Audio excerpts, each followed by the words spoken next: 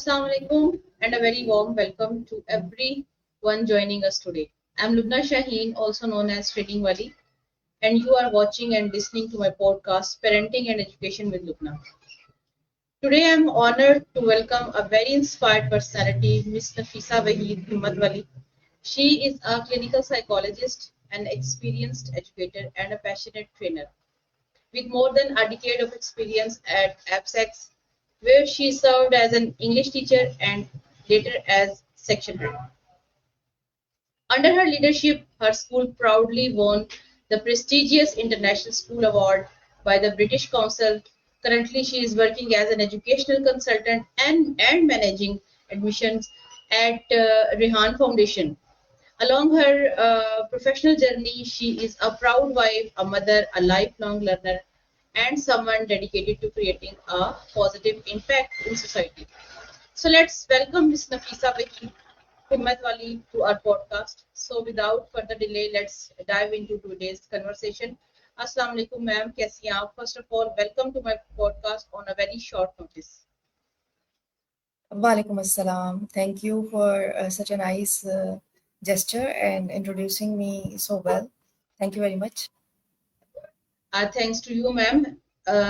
Ma'am अपने बारे में बताइए, इंट्रोडक्शन दे ताकि देखने वालों को पता चल सके कि आप कहाँ से हैं और आपकी अकॉम्प्लिशमेंट्स क्या हैं. थोड़ा सा बताइए अपने बारे में. Well, I'm living in Karachi since my birth, but basically I'm from Kohat, Kritika. और सारी एजुकेशन बचपन से लेके और मास्टर्स तक की it's from Karachi. Masters clinical psychology में कराची यूनिवर्सिटी से किया था और स्कूलिंग मेरी सारी जो है वो आर्मी पब्लिक स्कूल की और पीएएफ की है. और फिर मास्टर्स के बाद शादी हो गई. शादी के बाद टीचिंग में आ गई.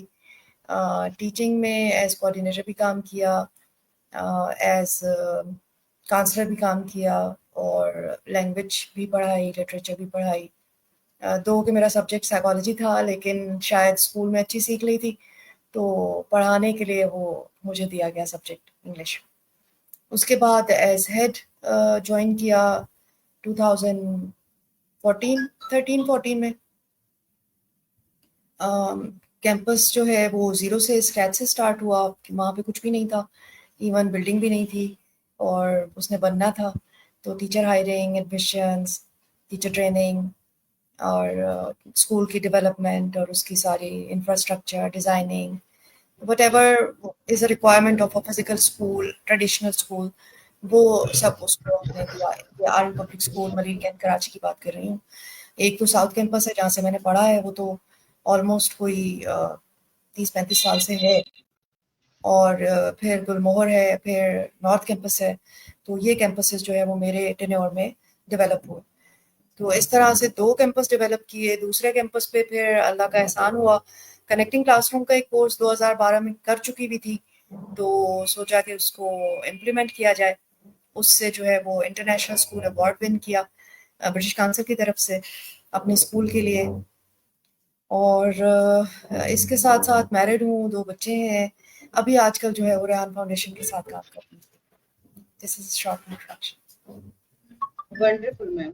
अच्छा, थोड़ा सा अपने एजुकेशनल बैकग्राउंड के बारे में बताएं कि एजुकेशन का, पढ़ाई का शुरू से शौक था और जो बनना चाहती थी आप उसी फील्ड की तरफ आई हैं या एक्सीडेंटली जो है वो आप टीचर बनी, फिर एडमिनिस्ट्रेशन लेवल पे भी आपने काम किया, तो ये एक्सीडेंटली था या बाय चॉइस आप इस तरफ आई? नहीं, बाय चॉइस तो बिल्कुल भी नहीं था, क्योंकि मेरी डिग्री साइकोलॉजी की है और मैं परस्यू करना चाह रही थी. आज भी मुझे बहुत अरमान लगता है कि मुझे नहीं करने दिया गया घर की तरफ से, और कि साइकोलॉजी में आप आगे नहीं जाएंगी, आप टीचिंग करेंगी. तो मुझे बहुत दुख है इस बात का. लेकिन जब टीचिंग में आई तो मेरा मानना ये है कि जब आप किसी भी काम को शुरू करें तो पूरे दिल से करें, वरना मत करें. तो टीचिंग मैंने जब शुरू की तो मैंने पूरे दिल से एक्सेप्ट की. बच्चों के साथ बहुत अच्छी रैपो बनाई. एक अच्छा रिलेशन जब आपकी क्लास के साथ बन जाता है तो स्टूडेंट्स के साथ जो रैपो बिल्डिंग है वो बहुत मैटर करती है. तो उससे ये फ़ायदा होता है कि आपके रिजल्ट्स भी अच्छे आते हैं और इम्पैक्ट भी आपका एज अ टीचर अच्छा जाता है. और पेरेंट्स भी आपकी बात को मानते हैं, सुनते हैं. बच्चों के रिजल्ट्स में फ़र्क आता है। तो ये चीज़ें जब होना शुरू हुई तो मुझे और ज़्यादा इंटरेस्ट हुआ। फिर पहले ही साल कुछ ट्रेनिंग्स थी जिनके लिए मैंने खुद अपने आप को नॉमिनेट किया। आर्मी वाले जो है वो इन हाउस ट्रेनिंग्स बहुत कराते हैं और बहुत अच्छी कराते हैं। वो 10 डेज़ की ट्रेनिंग्स होती थी, टीचर्स यूजुअली उनसे भागती थी क्योंकि वो सुबह आप 7:30 बजे ट्रेनिंग स्टार्ट होती है और तकरीबन शाम हो जाती थी घर आते-आते 7:30 8 बज जाते थे। हम्म, और हमें कभी सदर कैंपस में जाना पड़ता था और इस तरह से वो ट्रेनिंग ना सिर्फ मैंने की बल्कि वो ट्रेनिंग्स मैंने करवाई भी, कंडक्ट भी की। तो उससे बहुत मुझे फ़ायदा हुआ। तो जैसे-जैसे मैं उसको पढ़ती गई, इस सब्जेक्ट में जाती गई डीप, तो मुझे इसमें इंटरेस्ट डेवलप होता गया। तो इस तरह से मैं और हेड के लिए मैंने खुद अप्लाई नहीं किया था, मेरा नाम नॉमिनेट किया गया था after my completion of trainings. तो वो भी ये समझें कि मेरी चॉइस नहीं थी, बाय चॉइस नहीं बनी थी मैं। लेकिन जब बनी तो अल्हम्दुलिल्लाह आज भी जो रीजनल डायरेक्टर एब्सेक यहाँ कराची में है 5 कोर में, तो वो अगर कभी विजिट करें तो वो पूछते हैं कि वो मैडम कहाँ हैं, क्योंकि मैंने फिर छोड़ दिया due to my health conditions. तो अल्हम्दुलिल्लाह बहुत अच्छा रहा जो भी टाइम पीरियड था। बाय चॉइस नहीं था, लेकिन जो भी किया दिल से किया। जबरदस्त। अच्छा मैम, साइकोलॉजी आपने पढ़ी, उसके बाद आप फील्ड में आई जहाँ पे हम लोग साइकोलॉजिकली बच्चों को डील करते हैं, टीचिंग फील्ड। तो इसके आपकी अंदर आवाज़ आपकी थोड़ी-सी कट रही है। जी, साइकोलॉजी आपने पढ़ा और उसके बाद आप टीचिंग फील्ड में आई। तो इसने कैसे आपको हेल्प किया टीचिंग फील्ड में? क्योंकि ये हमें बज़ाहिर तो लगता बहुत आसान है कि बहुत आसान सी फील्ड है और इजीली हम जो है वो इसमें जॉब कर लेंगे, लेकिन मेरे ख्याल से ये एक बहुत मुश्किल फील्ड है। तो आपका जो सब्जेक्ट था, जो आप की पसंद का सब्जेक्ट था, उसने कैसे हेल्प किया इसके अंदर आपको? टीचिंग में बहुत हेल्पफुल रहा, बल्कि आपको पर्सनल लाइफ में भी साइकोलॉजी बहुत हेल्प करती है। साइकोलॉजी इज़ समथिंग के it's a behavioural study, it's a mind study. तो जब आप इसको पढ़ लेते हैं ना तो आप इसको कहीं भी अप्लाई कर सकते हैं। अगर आप क्लिनिकल सेटअप में नहीं भी हैं तो आप इसको, और वैसे भी मेरी ख्वाहिश थी कि मैं नॉर्मल लोगों के साथ काम करूं ताकि लोग क्लिनिकल प्रॉब्लम्स की तरफ जाएं ही ना। ये मेरा मानना था शुरू से जब मैं पढ़ रही थी। तो इस वजह से मैं कोशिश करती थी कि स्कूल के जो बच्चे हैं जो मेरी क्लास में हैं, फिर जब मैं हेड बनी तो जैसे पीटीएम्स हैं, पेरेंट्स कुछ प्रॉब्लम्स लेके आते हैं बच्चों के हवाले से, जैसे डिसिप्लिनरी इश्यूज आते हैं, तो इन चीज़ों में बहुत काम आई मेरे। और मेरी पर्सनल ग्रोथ भी मैं समझती हूँ कि वहाँ भी बहुत काम आई। ऐसा नहीं है। और हाँ, ये कहना कि टीचिंग आसान है या इसमें कम टाइम लगता है, ये गलत सोच है बिल्कुल। ना तो आसान है, ना टाइम कम लगता है। टाइम मैं समझती हूँ कि आप 24 आवर्स ड्यूटी पे होते हैं, सुबह, शाम, रात, दिन। और कभी आप प्लान कर रहे हैं, तो कभी आप इम्प्लीमेंट कर रहे हैं, तो कभी आप चेक कर रहे हैं, तो कभी आप इवैल्यूएट कर रहे हैं। तो you are always on job. और दूसरी चीज़ ये कि टाइम के साथ-साथ मुश्किल भी है। मुश्किल इसलिए है कि बच्चों को लेके चलना, उनकी उनकी साइकोलॉजी को समझ के, हर बच्चा अलग है। और वो हमारे यहाँ जैसे सब्जेक्ट हो, मैथ्स है तो सभी पढ़ेंगे। अब कुछ बच्चों का इंटरेस्ट है, कुछ का नहीं है। इंग्लिश है तो सभी पढ़ेंगे, उर्दू है तो सभी पढ़ेंगे। तो ये भी एक चैलेंज होता है और मैं समझती हूँ कि इसको बहुत अर्ली स्टेज पे हल कर लेना चाहिए और बच्चों के सब्जेक्ट्स कम और उनके इंटरेस्ट के लिहाज से कर लेने चाहिए। मैं जब ये अभी नहीं, मैं जब हेड थी मैं तब भी ये कहा करती थी कि एक तो नोटबुक्स खत्म कर दें, छपाई वाला काम नहीं होना चाहिए और रट्टे वाला काम नहीं होना चाहिए, पेपर में रट्टाफिकेशन नहीं होना चाहिए। और दूसरा ये है कि लैपटॉप और टैबलेट्स और इन चीज़ों को इंट्रोड्यूस करवा देना चाहिए स्कूल्स में। लैपटॉप्स तो नहीं, लेकिन कंप्यूटर्स होते थे। आई एम सॉरी, मेरे घर के बाहर कुछ कंस्ट्रक्शन हो रही है, आवाज़ अगर आ रही है आपको तो I am sorry for that. या सुबह से हो रही दैट्स है और प्रीटी आज ओके मैम। हाँ, वी आर आज मैंने कोई फेसिंग सच रिकॉर्डिंग काइंड नहीं ऑफ की इश्यूज इस इन वजह से। डेली बेसिस लाइफ में। मतलब मैं तो खुद मेन रोड पे रहती हूँ और अच्छा। मुझे हर थोड़ी देर के बाद एक बाइक गुजरता है, गाड़ी गुजरती है और मैं बड़ी रहती हूँ कि अब विंडो भी नहीं बंद कर कॉन्शियस। सकती क्योंकि हवा आ रही है। और हाँ। जो मेरे गेस्ट होते हैं, जो स्पीकर होते हैं, वो डेफिनेटली उसकी वॉइस से डिस्टर्ब होते हैं। तो मैं इसीलिए माइक जी। भी कोशिश करती हूँ म्यूट कर दूं जब ऐसी कोई आवाज आए। तो इट्स ओके मैम, आप कंटिन्यू ठीक। करें। ठीक। तो बस इसमें ये है कि बच्चों के इंटरेस्ट के हवाले से चीज़ों को लेके चलना चाहिए और अगर नहीं है तो उनका इंटरेस्ट डेवलप करें। मैं जब टीचर भी थी तो आई रिमेम्बर कि मैं उनके लिए बहुत सारी वर्कशीट्स और उनके लिए ग्रुप्स में स्टडी करवाना, फिर ग्रुप्स में उनके नाम रख देना कि ये लीडर है, ये स्पीकर है, ये मॉनिटर है, लाइक इस तरह से हम उनको ड्यूटीज असाइन करते थे ताकि बच्चे इंटरेस्ट ले सके।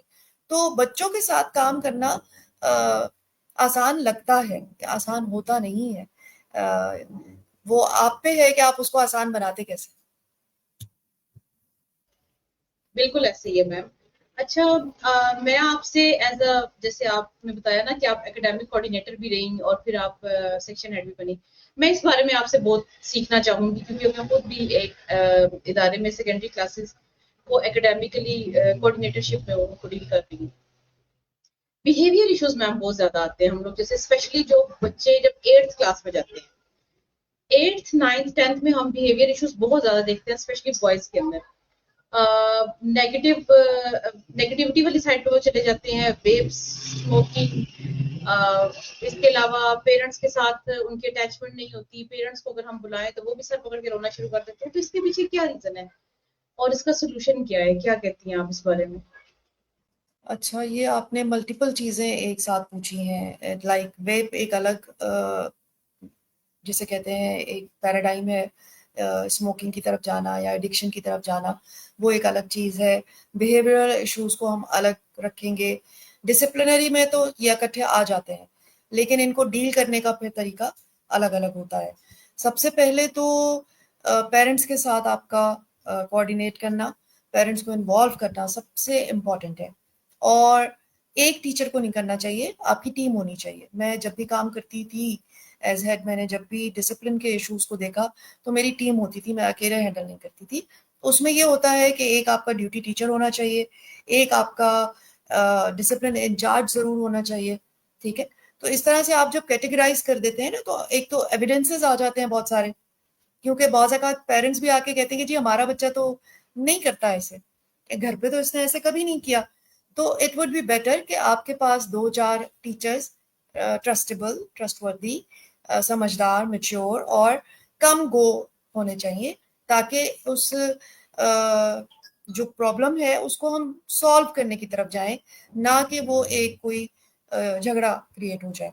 क्योंकि इस तरह की बात जब हम किसी बच्चे के बारे में पेरेंट्स तक पहुंचाते हैं तो पेरेंट्स को धचका तो लगता है। एट टाइम्स बच्चे घर पे नहीं कर रहे होते, स्कूल में ही ये एक्टिविटीज हो रही होती हैं या स्कूल गेट के बाहर हो रही होती हैं, टीचर्स को भी नहीं पता होता। वो रिपोर्ट होती है, वैन ड्राइवर बताता है, बच्चे बता रहे होते हैं। तो एक तो पूरी रिपोर्ट उसकी आप रिटर्न में रखें, जबानी बात नहीं होनी चाहिए। रिटर्न में आपके पास आप एक रजिस्टर बना लें। अभी तो आजकल लैपटॉप्स और कंप्यूटर्स आसान है, हर टीचर के पास होते हैं। वहाँ पे उसको एक प्रॉपर रिपोर्ट का फॉर्मेट दें, उसकी प्रॉपर रिपोर्टिंग होनी चाहिए और वो प्रिंसिपल को फॉरवर्ड कर दें as a coordinator, as a discipline incharge. Sign करवा लें आप अपनी हेड से, ठीक है, और उसको फॉरवर्ड आप जाके कराएं या जो आपका जो भी सिलसिला है, हेड ने फॉरवर्ड करना है, हेड फॉरवर्ड कर दें। वो डिपेंड करता है, स्कूल टू स्कूल वेरी करता है। अब जब आपने वो रिपोर्ट सबमिट करा दी है तो फिर एक मीटिंग रखें। ठीक है, अब मीटिंग आपकी लाइटर नोट पे होनी चाहिए, एकदम ब्लेम गेम नहीं होना चाहिए। क्यों? इसलिए कि पेरेंट्स कह रहे होते हैं कि जी टीचर ने नहीं तवज्जो दी, टीचर्स कह रहे होते हैं पेरेंट्स ने नहीं तवज्जो दी। होता ये है कि बच्चे इस एज के जो आपने बताई 8th क्लास, बहुत वल्नरेबल होते हैं और बहुत खतरनाक एज होती है। इसमें सिर्फ बॉयज नहीं, इसमें गर्ल्स भी चेंज हो रही होती हैं। ठीक है ना, उनके भी एटीट्यूड, और आजकल तो मैं समझती हूँ कि दोनों का बराबर ही चल रहा है एटीट्यूड प्रॉब्लम।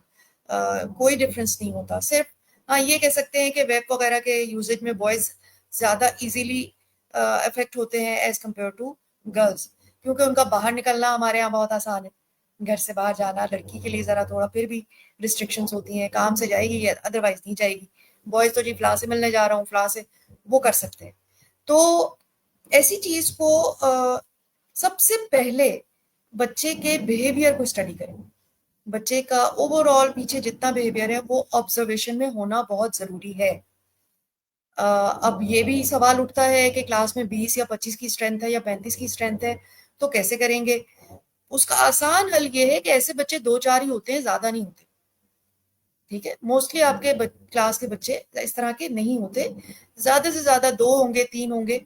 लेकिन वो डिपेंड करता है स्ट्रेंथ कितनी है आपकी। उसके रेशो के हिसाब से। अब उन बच्चों में आपने उनको अंडर ऑब्जर्वेशन रखना है, उनके नाम आपके पास नोटेड होने चाहिए कहीं किसी भी फाइल में। अब वो फाइल ऑफिशियल भी हो सकती है और वो फाइल आपकी अनऑफिशियल आपकी डायरी भी हो सकती है। So keep a record, written record with the problem. जो भी उसने मसला किया वो आपके पास क्लास टीचर, सब्जेक्ट टीचर भी इसको हल्का ना ले। वो ये ना समझें कि जी सारा काम जिम्मेदारी क्लास टीचर की है। सब्जेक्ट टीचर को भी अपने पास रखना चाहिए। फिर अपने कोऑर्डिनेटर से डिस्कस करें, अपने डिसिप्लिन इंचार्ज से डिस्कस करें, फिर डिसिप्लिन इंचार्ज के साथ जाके आप अपनी हेड से या प्रिंसिपल से, जो भी आपका सीनियर मोस्ट बंदा है, उससे शेयर कीजिए। तो ये शेयरिंग जो होगी ना, इसका मतलब ये है कि आप देख रहे हैं, आपकी आंखें खुली हैं। अब बच्चे में तो चेंजेस बहुत सी वजह से आती हैं। एक तो ये एज इफेक्ट होता है, फैक्टर होता है सबसे पहला। उनके psychological, hormonal, physiological lots of changes are occurring at the same time. ठीक है ना? घर में भी वो टेंट्रम्स थ्रो कर रहे होते हैं, गुस्सा दिखा रहे होते हैं, चिड़चिड़ापन आ रहा होता है बच्चों में। तो ये एड्रेस करना होता है और इसको बच्चे को आपने एक आध जुमला दे के बताना भी होता है, चाहे पेरेंट है चाहे टीचर है, कि ये आपने बात की है तो इसके पीछे क्या रीजन है बेटा, ये जो आपने हरकत की है तो इसके पीछे क्या वजह हो सकती है, वो आपने अब फाइंड आउट करनी होती है। बाज़ औक़ात वो आप बिठा के बात करके कर सकते हैं, बाज़ औक़ात आप उस पे नज़र रख के कर सकते हैं। So there are different ways to address the problem. और रीज़न इसका एक ही होता है कि वो टाइम पीरियड, वो जो एज ग्रुप है, वो चेंज का है, बहुत बड़ी चेंज आ रही होती है। तो वो जो चेंज आ रही है वो उनके सिर्फ फिजिकल इम्बैलेंस नहीं हो रहा, फिजिकली नहीं आ रही है, वो उनके साइकोलॉजिकल भी आ रही है, हार्मोनल भी आ रही है। और सबसे ज्यादा जो मसला होता है वो हार्मोन्स का हो रहा होता है, हार्मोन्स का इम्बैलेंस होता है, फूड इनटेक सही नहीं हो रहा होता, ठीक है ना, सोना जागना डिस्टर्ब हो रहा होता है।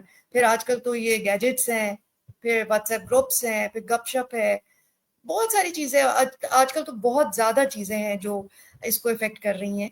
तो उन सब चीजों को आपने अंडर ऑब्जर्वेशन रखना होता है और ये एक टीचर का काम है। वो ये नहीं कह सकती कि जी ये हमारा काम नहीं है, हम तो सिर्फ सब्जेक्ट पढ़ाते हैं। तो तब जाके जो है वो आप बच्चे पे सही तरह काम कर सकें। This is what I expect and I did. Wonderful. बहुत अच्छा एक्सप्लेन किया मैम। मेरे लिए तो एक्सपीरियंस इस चीज को करना बहुत जरूरी हो जाएगा क्योंकि I am facing this kind of issues in my school on daily basis. अच्छा, इसमें एक और चीज मैंने आपसे ये पूछनी है कि जैसे आपने बताया ना कि उसमें डिफरेंट मतलब बिहेवियर्स होते हैं, उस पर डिफरेंट तरीके से हमने एक्ट करना होता है। समटाइम ऐसे होते हैं जब हम उनके पेरेंट्स को कॉल करते हैं तो हमारे पास दो तरह के सिनेरियोज होते हैं। एक जब हमें पेरेंट्स कोऑपरेटिव होते हैं, वो उस चीज को एड्रेस करते हैं और साथ देते हैं और वहां पे वो उस बच्चे का वो प्रॉब्लम खत्म हो जाता है। दूसरी चीज जहाँ पे पेरेंट्स कोऑपरेटिव नहीं होते और वो इस चीज को मानते ही नहीं है कि their kid is involve in it. और एक और तीसरा सिनेरियो भी होता है मैम, जहाँ पे सिंगल पेरेंट इशू आता है। तो जो ये सिंगल पेरेंट इशू को कैसे डील किया जाए उनके बच्चों को, बिकॉज उन्होंने भी मैंने पर्सनली ये एक्सपीरियंस किया है कि वो पेरेंट्स हैंड्स अप कर देते हैं। सम टाइम तो वो रोना स्टार्ट कर देते हैं कि हमारी तरफ से आपकी मेहरबानी होगी, आप काइंडली इसको समझाएं, आप इसको डील करें, शायद आपकी सुन ले, शायद आपकी मान ले, हम तो थक चुके हैं।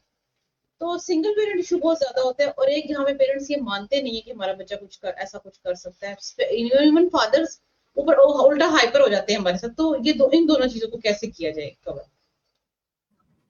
हाँ, सिंगल पेरेंट के तो बहुत प्रॉब्लम्स आते हैं and I have addressed personally. मैंने भी देखी हैं ये चीज़ें अपने ऑफिस में होते हुए और अपने प्रिंसिपल के साथ बैठ के बहुत सी डील भी की हैं। जैसे मैंने पहले कहा कि आपकी ऑब्जर्वेशन बहुत इम्पॉर्टेंट है। आपने उसको किस किस मौके पे क्या क्या चीज़ें उसकी ऑब्जर्व की हैं, टीचर की आंखें खुली होनी चाहिए, उसको ऑब्जर्वर बहुत अच्छा होना चाहिए। और जो रिपोर्टिंग ऑफिसर है उसको भी बाइस्ड नहीं हो जाना चाहिए कि ये तो है ही ऐसा, इससे तो यही उम्मीद है, ये हम तो यही एक्सपेक्ट करते हैं कि ये ऐसा ही करेगा। और ऐसे जुमले पेरेंट्स के सामने तो कतन ना बोलें अगर आपको ऐसी उम्मीद है भी। ठीक है ना? एट टाइम्स होता है कि वो बच्चा इस हद तक इन्वॉल्व हो गया होता है नेगेटिव एक्टिविटीज में कि वो लिबलाइज हो जाता है कि ये तो ऐसा ही है और विलन है और नेगेटिव है और ये चेंज नहीं हो सकता। It happens, we are human, और टीचर भी कोई मतलब आसमान से खलाई मखलूक तो नहीं है, वो भी इंसान है, उसके भी बायसेस हो सकते हैं। But how to deal with it, उसके लिए सबसे पहला आपको सजेशन यही होगा कि आप एक तो प्रॉपर पहले दिन से ऑब्जर्वेशन मेंटेन रखें, रिटर्न में भी, और आपके पास एविडेंसेस स्ट्रांग होने चाहिए। ये नहीं कि आप किसी वीक एविडेंस के साथ पेरेंट के सामने बैठे। दूसरा, जब पेरेंट जज्बाती हो रहे हैं तो आप काम डाउन रहें। जैसे आपने उस टाइम पे बिल्कुल भी जज्बाती नहीं होना, इमोशनली ना तो बच्चे से अटैच होना है, ना मदर से अटैच होना है, ना उनके अगेंस्ट इमोशनल होना है कि जी आप तो मान ही नहीं रही हैं और हो ऐसा ही रहा है, हम ये भी कह सकते हैं। ठीक है ना? तो हमारे जो वर्ड्स हैं वो बहुत मैटर करते हैं उस टाइम पे। हमें कंसोल भी करना है और हमें प्रोफेशनल भी रहना है। इसके लिए बेहतर ये होता है कि हर स्कूल में जैसे आजकल होते भी हैं, काउंसलर हो, एक प्रॉपर काउंसलर मौजूद हो, ताकि उनकी जो डीलिंग होती है वो फिर टीचर से डिफरेंट होती है। टीचर और मदर का रोल जो है वो समहाउ सेम आ जाता है। बच्चे माँ की भी नहीं सुन रहे होते, और बच्चे जो है वो एट टाइम्स बाप की भी नहीं सुन रहे होते। सिर्फ डर होता है उनको, माँ ने डराया हुआ होता है तो वो डरे हुए होते हैं। दोस्ती रखें, पेरेंट्स बच्चों के साथ एक एक खास लिमिट की एक फ्रेंडशिप लेके आए जहां बच्चा माँ बाप से बात शेयर कर रहा हो। लेकिन जब हाथ से बात निकल चुकी है और बच्चा शेयर नहीं करता, तो फिर आपने दुश्मन नहीं बन जाना। ठीक है ना? फिर आपने, अब तो दोस्ती नहीं हो सकती लेकिन दुश्मनी नहीं रखनी है, टीचर को भी पेरेंट को भी, दोनों को। उन्होंने प्रोफेशनल रहना है, माँ बाप को भी थोड़ा सा प्रोफेशनल होना पड़ेगा। काउंसलर के साथ बैठें और हेल्प लें, आप खुद भी लें और आप बच्चे को भी दिलवाएं। अगर तो काउंसलर कहता है कि मैं बच्चे को खुद डील कर लूंगा अकेले, वेल एंड गुड, बेस्ट हो गया, फिर तो कोई जरूरत ही नहीं। लेकिन एट टाइम्स जैसे आप कह रही हैं, सिंगल मदर है, सिंगल फादर है, और उनके प्रॉब्लम्स हैं और बहुत आते हैं, और उनको डील करना एट टाइम्स बिल्कुल ऐसे हो जाता है कि टीचर बेचारा भी फ्रस्ट्रेट हो जाता है कि मैं कहाँ जाऊं। तो उस सूरत में भी इट्स बेटर कि उनको काउंसलर के हवाले किया जाए। वो उनको प्रॉपर एक्सरसाइजेस देंगे जिन पे उनको अमल करना होगा। और अब माशाल्लाह हमारे लोग इतने अवेयर हैं, समझते हैं वो कि इसमें कोई बुराई नहीं है, और मिलना चाहिए, काउंसलर से मिलना चाहिए, उनके ऑफिस में मिलें, फिर काउंसलर आके रिपोर्ट करे कि अब क्या प्रोग्रेस है। तो ये ज्यादा बेहतर रहता है। इससे ये होता है कि हायरार्की में जो आप ऊपर तक भी बात पहुंचाते हो, उसका भी एक रख रखाव रह जाता है। ये नहीं होता कि टीचर ने बायस में बात कर ली, या टीचर खिलाफ थी, या डिसिप्लिन इंचार्ज तो है ही सख्त। तो इस तरह की चीजें पलट के नहीं आती, क्योंकि एक बीच का रास्ता आपने दे दिया कि एक काउंसलर बैठा हुआ है, वो चेक कर रहा है, वो बिहेवियर देख रहा है, वो ऑब्जर्व कर रहा है, वो क्लासरूम में भी आता है, वो कहीं भी ब्रेक में उसको देखता है, वो अपने ऑफिस भी बुलाता है। तो इससे ये होता है कि पेरेंट्स भी थोड़ा सा जरा बैकफुट पे रहेंगे, आपके ऊपर चढ़ के नहीं आएंगे कि जी हम क्या करें, आप ही बताएं, आप ही समझाएं। ये वाली बातें जरा कम हो जाएंगी। बहुत जबरदस्त मैम, आपकी ये सजेशंस मुझे ये बहुत पर्सनली फायदा होंगे and I will definitely apply on it. अच्छा मैम, तो रेहान स्कूल की बात करते हैं। कैसे फाइंड आउट किया आपने इस सिस्टम को, इसमें कैसे आई आप, सर रेहान को कैसे जाना, फर्स्ट टाइम कैसे उनसे बात हुई?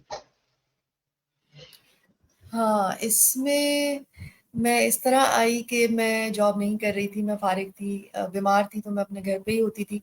तो घर पे होते हैं तो हम कुछ ना कुछ स्क्रॉल अप डाउन करते रहते हैं। तो फेसबुक उन दिनों में देख रही थी, और मेरी पुरानी आदत है, मैं थोड़ा ज़रा संजीदा मिजाज हूँ।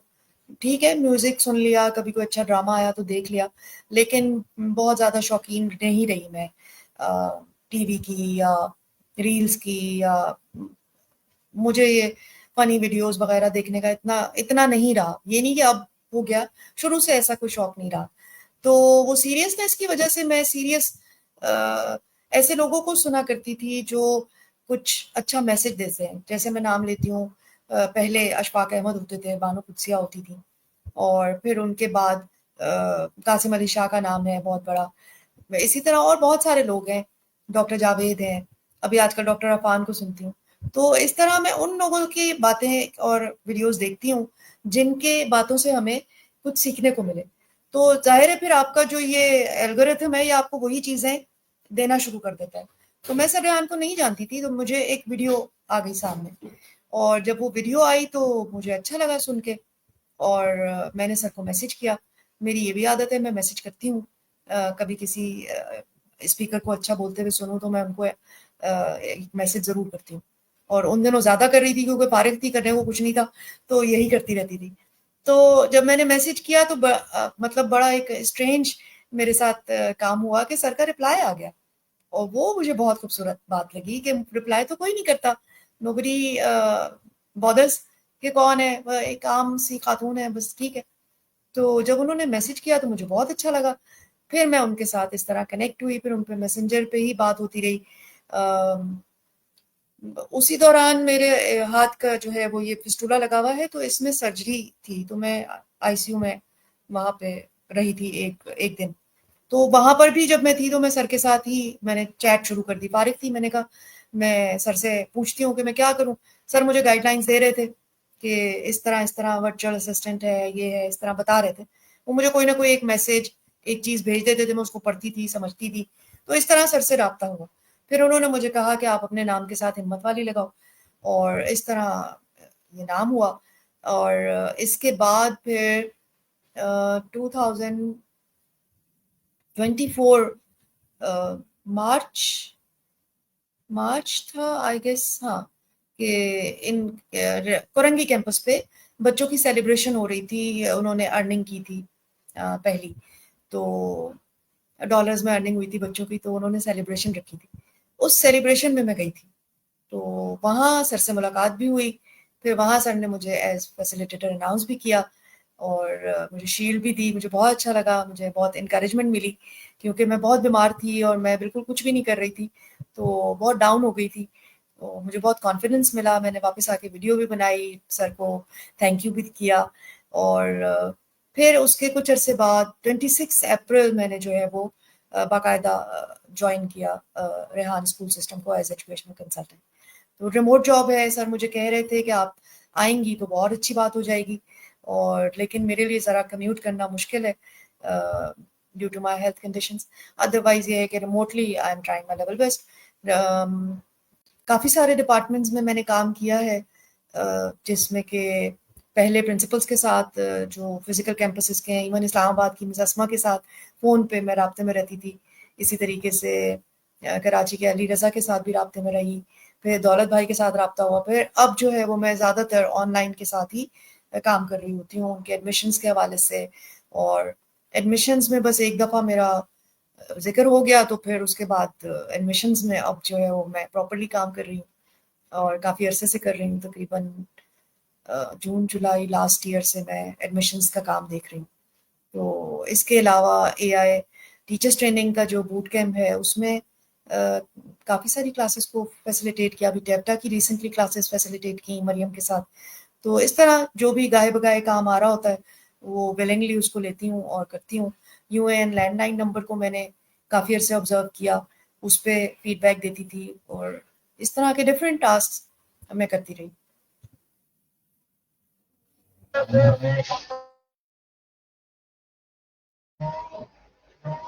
जबरदस्त है। डिस्टॉर्शन आ रही है अभी यहाँ से? आपकी आवाज़ नहीं आ रही, क्या कह रही है? जी जी, बहुत जबरदस्त। एक्चुअली जो आपने कहा ना कि टाइटल आपको दिया सर रेहान ने, हिम्मत वाली, इसके बारे में थोड़ा सा एक्सप्लेन करें और हमारे देखने वालों को भी बताएं कि हमें हिम्मत कैसे रखनी चाहिए और अपनी विल पावर कैसे स्ट्रॉन्ग रखनी चाहिए। विल पावर को स्ट्रॉन्ग करके हम हर चीज से मुकाबला कर सकते हैं, चाहे वो बीमारी हो या कोई दुख तकलीफ हो, परेशानी हो, तो उसके साथ मुकाबला कर सकते हैं। थोड़ा सा इस बारे में बताएं। हाँ, ये पूरा एक सब्जेक्ट है। ये, और जिसे कहते हैं ना, समंदर को कूजे में बंद करना जरा मुश्किल हो जाएगा। मैं समझती हूँ कि इट्स कंप्लीट सब्जेक्ट, और इस पे बात भी होनी चाहिए, और इस हवाले से लोगों को गाइड भी करना चाहिए, क्योंकि हमारे माशरे में बहुत सी चीज़ें जो कि नहीं होनी चाहिए, जिनसे हिम्मत टूटती है, वो बड़ी कॉमन है। लोग आप पे अपनी तरफ से तो वो अच्छा कर रहे होते हैं, लेकिन वो आप पे जो तर्स खा रहे होते हैं ना, वो अच्छा नहीं होता, वो आपको तोड़ देता है। तो एक तो ये सिंपैथी, हमदर्दियाँ ये नहीं होनी चाहिए। और जो आपका प्रॉब्लम है वो अगर आप डिस्कस करना भी चाहते हो तो अपने विलिंग पावर इतनी रखें ना कि उसको आप पॉजिटिवली डिस्कस कर सकें। अब विल पावर कैसे आएगी, या आप कह रही हैं कि हिम्मत कैसे आती है, तो एक दिन में तो नहीं आती। पहली बात, पहले तो झटका लगता है। जो भी दुख तकलीफ परेशानी आएगी आपको, पहले तो उसमें आप डूबेंगे ही डूबेंगे, ठीक है ना। तैरना नहीं अगर आता तो पहले तो आप डीप डाउन जितना जा सकते हैं, बाज लोग चले ही जाते हैं नीचे डीप डाउन बैठ ही जाते हैं, और कुछ लोग ऐसे होते हैं जो कोशिश करते हैं, हाथ पांव मारते हैं और वापस निकलने की एफर्ट करते हैं। तो मेरा ख्याल है मैं एफर्ट करने वालों में से निकली। बाकी रब की मर्जी, मैं नहीं समझती कि मैं किसी काबिल हूँ और मेरी कोई एफर्ट है। ये मेरे अल्लाह की मर्जी है कि उसने अगर परेशानी एक दी है छोटी सी, तो उस परेशानी को बर्दाश्त करने का हौसला भी साथ ही दिया है। कुरान की आयत है कि हर मुश्किल के साथ आसानी है। हमने इसका तर्जुमा भी गलत किया हुआ। हम लोग कहते हैं, हम सारे पाकिस्तानी, आई मीन मेरे समेत, कि जी हर मुश्किल के बाद, बाद नहीं है, इसके लफ्जी मायने जो पढ़े, हर मुश्किल के साथ आसानी है। और अल्लाह ने ऐसा ही रखा है कि हमें सिर्फ सब्र और शुक्र करना है, ठीक है ना। हमें सिर्फ बर्दाश्त करना है हौसले के साथ। अगर हम वो नहीं करेंगे तो फिर मुश्किल हो जाएगी, फिर आप नहीं कर पाएंगे। तो ये वक्त लगता है, एकदम नहीं होता, रातों रात चेंज नहीं आता। आप रोएंगे भी, आप तड़पेंगे भी, आप टूटेंगे भी, आप गिरेंगे भी। और ये सोचना छोड़ दें कि कोई और आके आपके लिए खड़ा होगा। नेवर। थोड़े देर के लिए तो कोई ना कोई खड़ा रहेगा। हाँ, आपकी बहन हो सकती है, भाई हो सकता है, दोस्त हो सकता है, शौहर हो सकता है। अल्लाह सबको सलामत रखे, खड़े होते भी हैं, ठीक है ना। लेकिन अगर आप खुद नहीं करेंगे ना, अपने ऊपर इन्हिसार करना नहीं सीखेंगे, तो यू विल बी नोवेयर। फिर आपकी ना तो सेल्फ रिस्पेक्ट बाकी रहेगी, ठीक है, और ना आपकी हिम्मत ताकत बाकी रहेगी। तो सेल्फ रिस्पेक्ट को सबसे पहले रखें, अपने ऊपर काम करें, अपने आप को गिरने ना दें। यहाँ मैं एक छोटा सा मशवरा अपनी सोसाइटी के लोगों को देना चाहूंगी, जो कि मैं हमेशा ही देती आई हूँ। बचपन से पता नहीं कहाँ से मेरे दिमाग में ये चीजें आती। बहुत छोटी थी तो मैं तब से कहती थी कि बेटियों की तालीम पे बहुत फोकस करें। बेटों को भी पढ़ाएं, ऐसा नहीं कह रही, लेकिन अपनी बच्चियों को तालीम दें, हुनर दें, बच्चियों को कॉन्फिडेंस दें।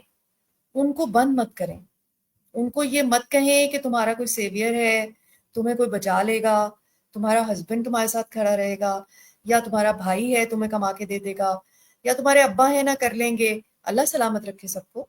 लेकिन उस बच्ची को खुद अपने लिए स्टैंड लेना सिखाएं प्लीज। मैं जब से ये इंटरव्यूज जब भी देती हूँ, मेरी कोशिश होती है कि मैं इस बारे में जरूर बात करूं। पहले मैं वीडियोस भी बना रही थी, अब मैंने जरा कम कर दी है, और मैं इस बारे में बहुत बात करती हूँ कि ये हिम्मत आपने देनी होती है, ये हिम्मत माँ बाप ने देनी होती है। My mother was a brave lady, she was my strength. और वो अब नहीं रही, अल्लाह उनको गनी की रहमत करे। लेकिन ये मैंने वहां से ली थोड़ी बहुत जो भी ताकत। फिर बाकी अपने रब की तरफ आप फेंक दें जो भी आपके अंदर का मसला है ना। वो अशफाक अहमद बड़ी प्यारी बात करते हैं कि उसकी एक पोटली बनाए और वो आप अपने अल्लाह की तरफ रवाना कर दें। आप नहीं हल कर सकते, आप सिर्फ कोशिश कर सकते हैं, आप दुआ कर सकते हैं। ये दो चीजें आपके हाथ में है, रिजल्ट आपके हाथ में नहीं है, नतीजा आपके हाथ में। मैं अभी बैठी हूँ आपके सामने, हाँ, और आप यकीन करें कि मेरा यूं पता नहीं लगता, मिनट लगता है मुझे दर्द शुरू होने में, ठीक है ना। And I just get on back, और मैं मतलब बिल्कुल हेल्पलेस हो जाती हूँ। तो तब मुझे समझ आती है कि ये सिर्फ रब की जात है जो आपको संभाले हुए है और आपको ताकत दिए हुए है। लेकिन इसको मान लेना, तो फिर आपके मसाइल, आपके प्रॉब्लम्स हल होना शुरू हो जाते हैं। So this is what how you can develop strength. बिल्कुल मैम, और आई रियली बिलीव कि आपकी मदर वाकई बहुत ब्रेव लेडी होंगी। आपको देख के मुझे आइडिया हो रहा है। I am really inspired by you. मैं खुद भी एक इस तरह के कुछ प्रोसेस से गुजरी हूँ, और ये मेरा अपना भी परसेप्शन है और मेरे जो हस्बैंड है उनका भी, कि बेटियों को जरूर पढ़ाना है। इवन कि मैं खुद I was 20 years old when got married, और मैंने अपनी सारी प्रोफेशनल एक्सपीरियंसेस और कोर्सेज और एजुकेशन शादी के बाद कंप्लीट की, और अभी स्टिल मैं कर रही हूँ, जस्ट बिकॉज कि हमारी एक फैमिली में एक ऐसा प्रोसेस गुजरा है जिसमें एक बच्ची बहुत अर्ली एज में बेवा हो गई, और साथ 4 बच्चे, और उसके बाद कोई उनका पुरसाने हाल नहीं, और वो घरों में काम करके सम टाइम गुजारा करती, उसको फिर कुछ अनएथिकल लोग भी मिले जो कि ऐसा उनके साथ बिहेव करते थे। आपको पता है जैसे हमारी सोसाइटी में फीमेल्स को सरवाइव करने के लिए बहुत कुछ फेस करना पड़ता है, तो ये हमारे लिए एक बड़ी एग्जाम्पल थी, बहुत बड़ी और बहुत बड़ा लेसन था, और आपने इस बात में बहुत बड़ा सबक दिया है, and I really admire your words. और थोड़ा सा रेहान स्कूल के बारे में बात करते हैं मैम, कि इसके बारे में इसका क्या फ्यूचर देखती हैं आप पाकिस्तान के अंदर, क्योंकि अभी तक लोगों को इसके बारे में इतना नो हाउ नहीं है, और लोगों को समझने में टाइम लगेगा। तो आपको क्या लगता है कि पाकिस्तान के अंदर रेहान स्कूल का क्या फ्यूचर है? फ्यूचर हमारा ही है जी, सयान स्कूल का ये है।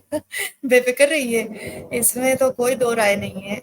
मैं जब 2018-17 में मैंने विन किया था इंटरनेशनल स्कूल अवार्ड, तो उसका जो प्रोसीजर था वो सारा स्काइप पे था। वो हमने इंटरनेशनल स्कूल्स के साथ काम किया था, अमेरिकन और लाइक श्रीलंकन, मिस्र के स्कूल के साथ, इस तरह मुख्तलिफ स्कूल्स के साथ मैंने काम किया था, ऑनलाइन किया था। तो मुझे उसी वक्त समझ आ गई थी 2012 में जब ट्रेनिंग की थी कि ये आगे जो दुनिया है ना ये बदलने वाली है। और वो बदल गई, बहुत तेजी से बदली। फिर जूम का जमाना आया, क्लासेस जूम पे हुई, कोरोना हुआ, है ना। फिर उसके बाद अब जो दौर आ रहा है तो ये तो सारा है ही आर्टिफिशियल इंटेलिजेंस का दौर है। हम हमें बहुत तेजी से बदलना होगा, क्योंकि 2017-18 में भी मैंने हमेशा ये बात की है और इसी पे मेरा कन्विक्शन रहा है कि जी अ, अ, ये जो बुक्स और नोटबुक्स हैं इनको अब आप खत्म करें, ठीक है ना। नोटबुक्स का कोई जमाना नहीं है ये। इसको खत्म करें, लैपटॉप्स लेके आए, क्रोम बुक्स लेके आए और क्लासेस में इन्हीं पे काम करवाएं। इन्हीं पे आपने अगर लैंग्वेज भी पढ़ानी है ना तो इसी से पढ़ाए, आपने अगर उर्दू भी पढ़ानी है आप इसी से पढ़ाएं। चेंज करें, आप पैराडाइम शिफ्ट कहते हैं ना जिसको, वो वो शिफ्ट जरूरी है इस वक्त, उस शिफ्ट की बहुत ज्यादा जरूरत है।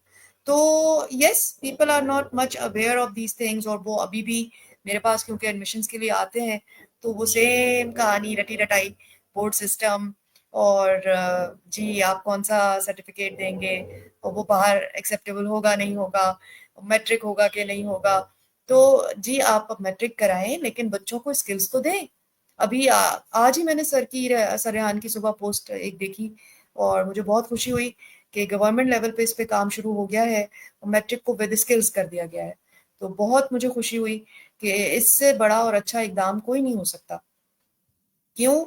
इसलिए कि हम एकदम रातों रात चेंज कहीं नहीं ला सकते।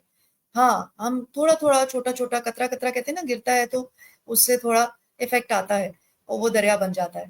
तो यही जो रेहान स्कूल है, ये आप देखें 1 साल के अंदर नेक्स्ट में कि आपको क्या रिजल्ट्स देता है। हम हमें सिर्फ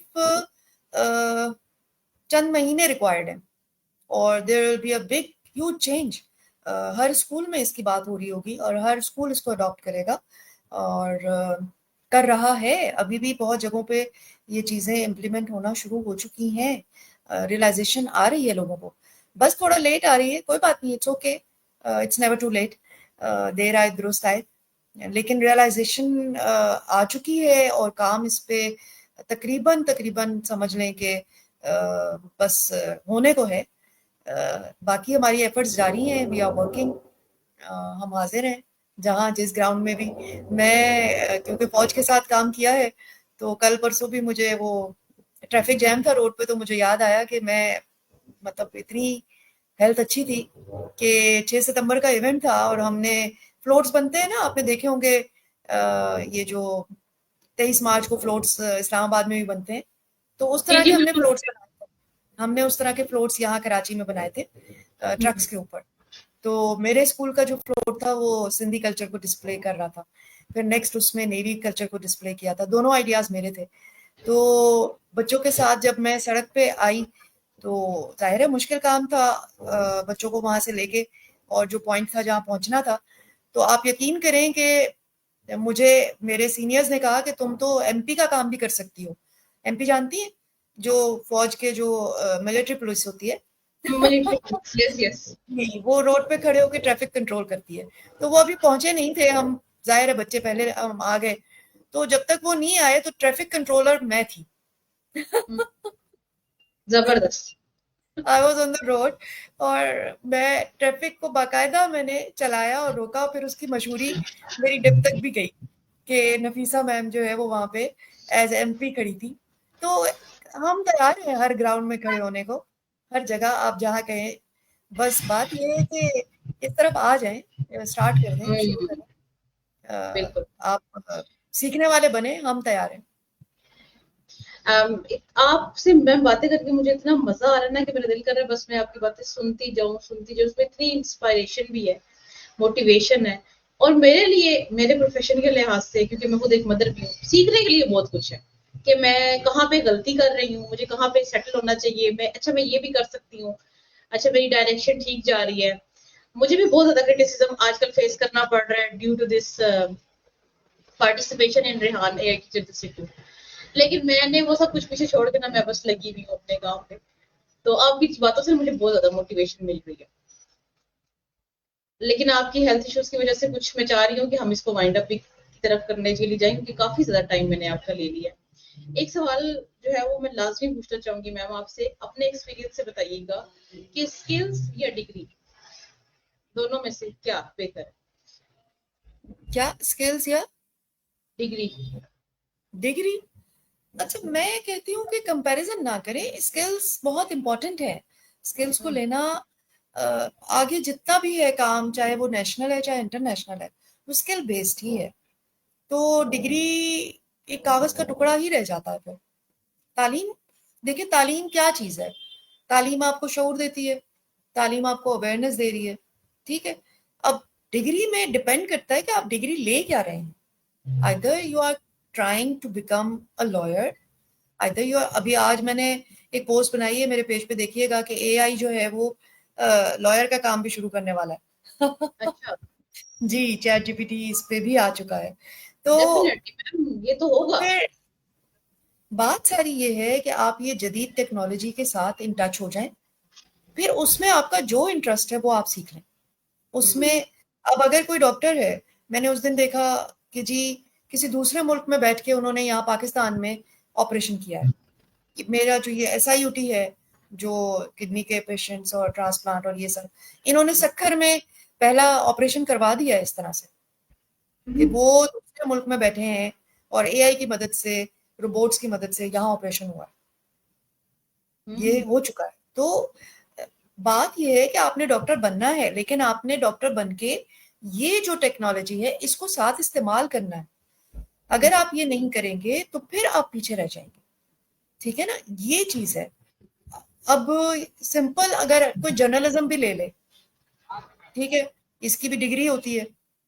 अब जर्नलिस्ट आप हैं और आपको ये टूल्स इस्तेमाल करने ना आए, तो जिसको आते होंगे वो आपसे आगे निकल जाएगा। जर्नलिज्म बिल्कुल। भी चैट जीपीटी के थ्रू न्यूज भी बन जाएंगी।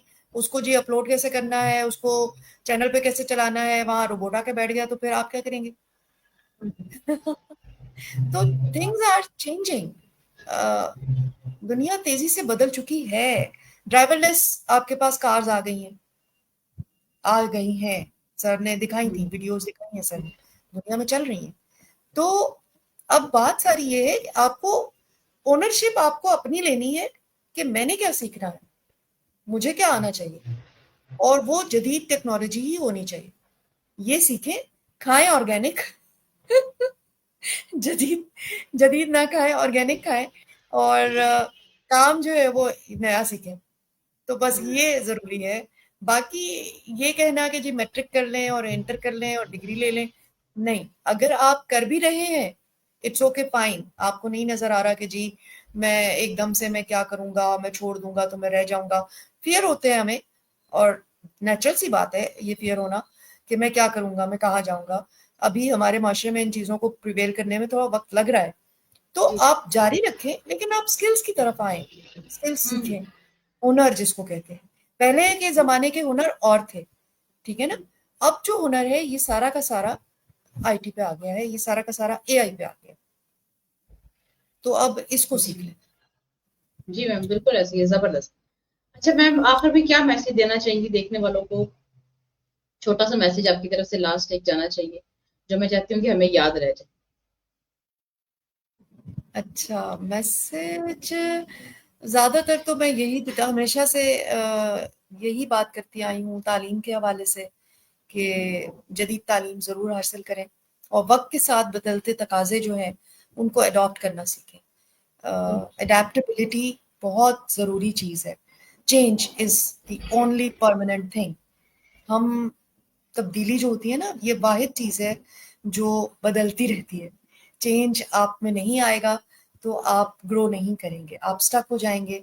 और मेरी ये बात बहुत से लोगों को अजीब भी लगती है कि जो खड़ा हुआ पानी है उसमें फंगस लग जाता है, तो ऐसे ना बने, पानी की तरह बने कि उससे वजू करना जायज़ है। ऐसा ही है ना?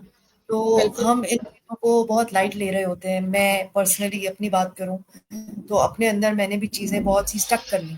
जबकि ये जो बीमारी के 7 इयर्स थे, शायद मैं शुरू से काम करना शुरू करती तो मैं आज ज़्यादा आगे होती।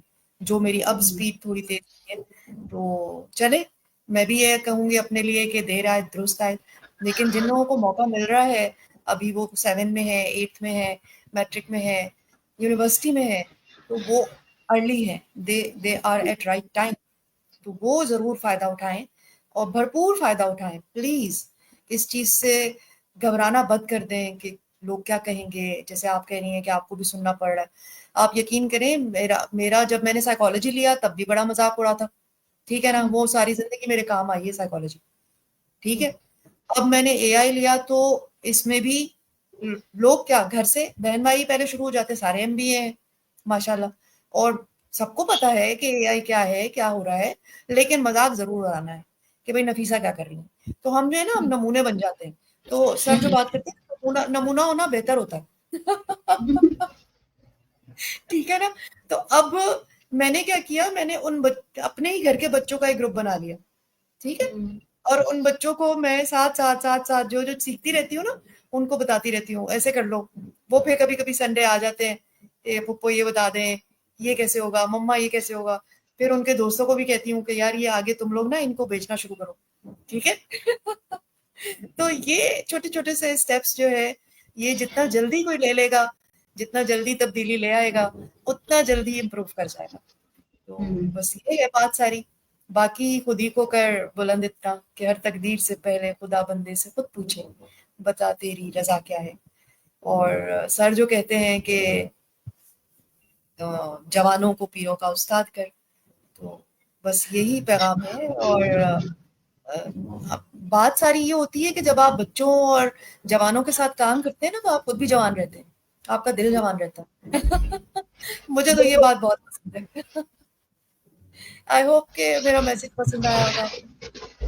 मैम, बहुत पसंद आया। और ये जो आपने बात की ना, मैं कि नमूना बन जाऊं, और हम वाकई नमूने बन जाते हैं। और मैं तो नमूना बन गई हूँ। मुझे आते जाते लुबना के नाम से कोई नहीं बुलाता। वो मुझे कहते हैं ट्रेनिंग वाली।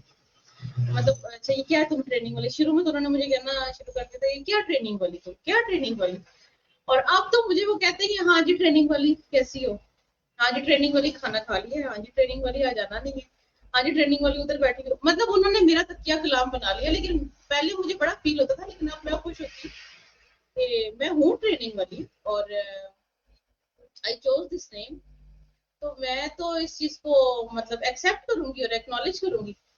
तो ये है कि वाकई हमें एक्सेप्ट कर लेना चाहिए, और नमूना बनने में कोई कबाहत नहीं, क्योंकि आने वाले वक्त में जो है वो इन्हीं नमूनों के पास आके उन्होंने सीखना है। तो इसलिए उसको अभी से एक्सेप्ट कर लेना चाहिए। Thank you so much ma'am, आपके प्रीशियस टाइम के लिए। I really admire your effort. Welcome. आपके साथ बैठी और आपने बात की। मेरा अपना एक चैनल है पेरेंटिंग एंड एजुकेशन के नाम, जहाँ पे मैं पेरेंटिंग पे बात करती हूँ। इंशाल्लाह दोबारा मौका मिला तो आपके साथ जरूर बैठेंगे और पेरेंटिंग के टॉपिक पे हम इसको डिस्कस ज़रूर, करेंगे। ज़रूर। और मैं इंशाल्लाह। चाहूंगी कि आपके एक्सपीरियंसेस से हम लोग सीखें। देखने वालों का भी ज़रूर। बहुत शुक्रिया अदा करूंगी। इंशाल्लाह दोबारा किसी नई सितारे के साथ मुलाकात होगी। पॉडकास्ट को लाइक शेयर और कमेंट करना मत भूलिएगा। अपना बहुत सारा ख्याल रखिएगा। इजाजत चाहती हूँ। अल्लाह अल्लाह हाफिज। हाफ़िज़। अल्लाह हाफ़िज़। Take care.